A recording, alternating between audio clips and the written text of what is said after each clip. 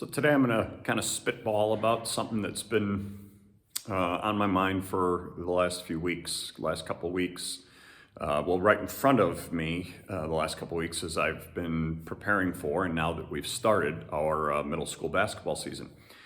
And it's the concept of a philosophy with regards to how you run your program at whatever level you're at, based on playing time and levels and who's going to get to play and what kind of levels do you set up for your program. And some of you might be thinking, where are you going with this? Well, here's what I've been dealing with in my community. Ever since I've been here, our middle school basketball programs, 7th and 8th grade, have been programs where we don't do any cuts. We let all of the kids play, and both 7th and 8th grade. And the teams in the league that are a little bit larger schools like us, we have multiple teams. And so my school, we have enough kids who come out for 7th and 8th grade that we have to split them both into two teams. And then one of the 7th grade teams and 8th grade teams will play games. The other 7th and 8th grade teams will go play, have their own schedule. Eventually there's a tournament at the end of the 8th grade season. I'm talking about basketball here. But we do this in volleyball as well, and then both boys and girls basketball. Other schools in our league are bigger schools. So some of them have 3 teams, some of them have 4. And we've always, in our leagues, always just split the teams fairly evenly.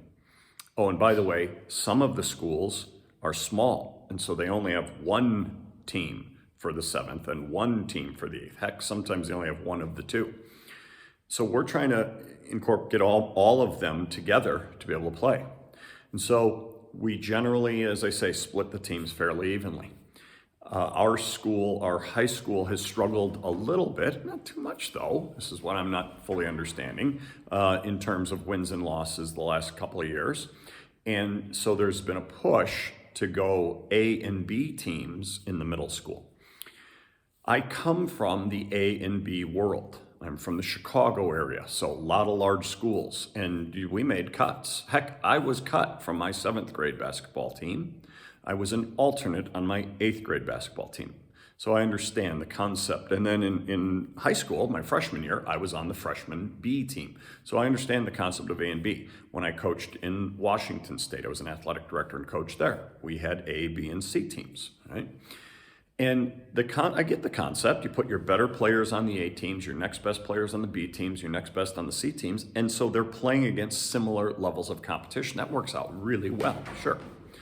Even there's some discussion though. Do you put all 10 or 12 of your best on the one? Because the kids who are numbers 8, 9, 10, 11, 12, they're not going to get the same amount of minutes as 1, 2, 3, 4, 5, 6, maybe 7. And so, or do you want to put your best here and then that next best, so there's different ways to even do that. But I get the concept of A and B. Again, I'm a proponent of it. I like it. If that's what we're all doing. If our league is doing that. The problem is nobody else in our league is doing this. And so our school has gone to this, a push from kind of up above, at the high school level to try and create some more success and some more winning at the middle school level. Which even that is kind of interesting because we've done okay. I mean, heck, 6 years ago, for 2 or 3 straight years, our 2 teams played in the championship in the 8th grade tournament. So, but I get it. Okay, people would like to see more success. But I struggle with this, and I'm interested to hear how some of you deal with this concept. What are you guys doing in your league? Our issue, as I say, is nobody else in the league is doing it. So what's going to happen is we're going to take our absolute best 10 kids, and they're all going to go and play against other teams who are split fairly evenly. So they'll have maybe 3 of their best players, and then the next best, and then some of their weaker players, and another team at their school will have 3 of their best, the next 3 best. They try and split them fairly evenly, like we've done every year until this. Now, we're only doing this at the 8th grade, too. We're not at our 7th grade, we're doing it the way we used to. And so our really good players are going to be, a much stronger team. They're going to go and play those teams and probably have quite a bit of success, I would think. That's another concern. What if they don't? Because they're playing against bigger schools. What if our absolute best don't have that kind of success? But the other thing is what if they're going to blow out the small school teams because the small school teams won't be able to compete? Is that helping much? I just question that. It's a problem. But the bigger issue to me is those B kids, because those B team kids are going to get crushed. Every game they're going to struggle because of the skill levels. And so because we're going to also have those B team kids going against other teams with three of the best players in the school, maybe three of the top 8, 9, 10 players in the school will be on each of their teams. And I just worry, what is that going to do to those B team kids and their experience? Because some of them, they're new to the game. They hadn't played before. And I get it. There are a variety of, some people might say, well, this is a good time for those kids to get weeded out. Maybe.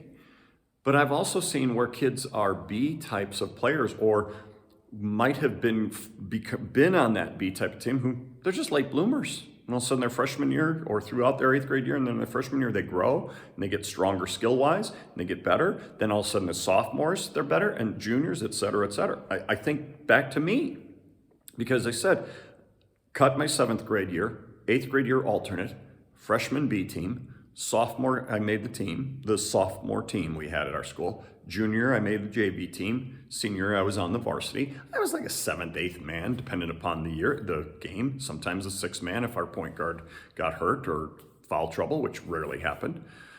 But had I, it could have really, hurt my experience, or I might not even have stayed with it. But I got better as the years went on. I improved.